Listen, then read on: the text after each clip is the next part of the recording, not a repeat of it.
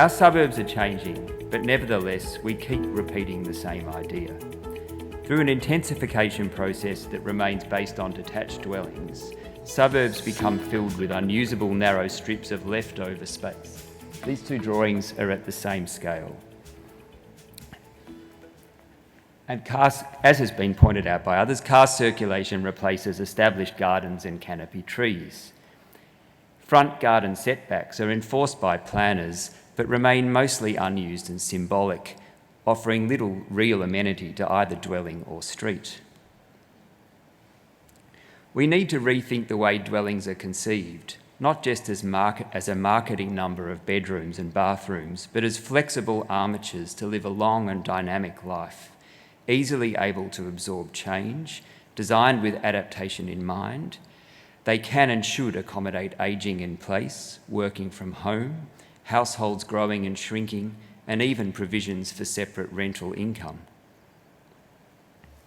Within contemporary allotment dimensions, multifunctional spaces can be compact but flexible, well-oriented and provided with multiple entrances. Dwellings can be structured around high-quality external courtyards and multi-purpose internal rooms. A cooler, greener city values its external areas equally to internal areas at all scales. Each internal space of a house needs access to an aspect over a corresponding external space. And this is a diagram from some research at the Monash Urban Lab. And I'd like to point out the three categories of green space. The deep root green space is the dark green in the courtyard, covered open space to enable functions to take place in all weather, and raised terrace space.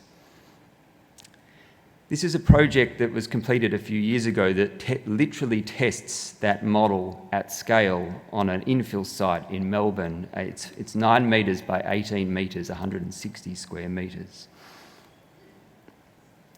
Within such a structure, people are given agency and encouraged to actively modify their environment inside and out.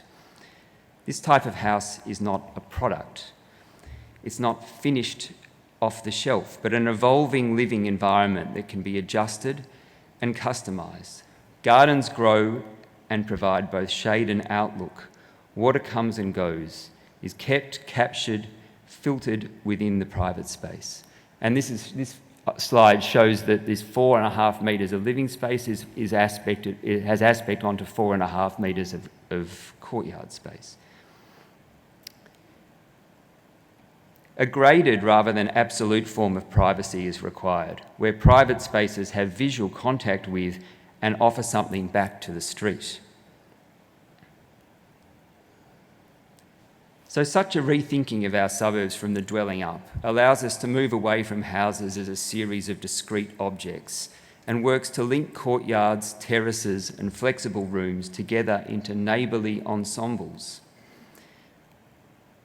And these ensembles are then connected to new types of pedestrian passages, lanes, streets and linear parks to create diverse and compact living neighbourhoods that can leverage existing amenity and realise the underutilised social and environmental potential of our open weave suburban fabric.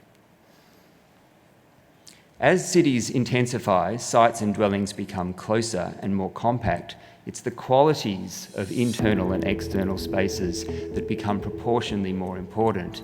And I'd like to put to you, it's also the quality of the relationship between those internal and external spaces that we might focus on. Thank you very much.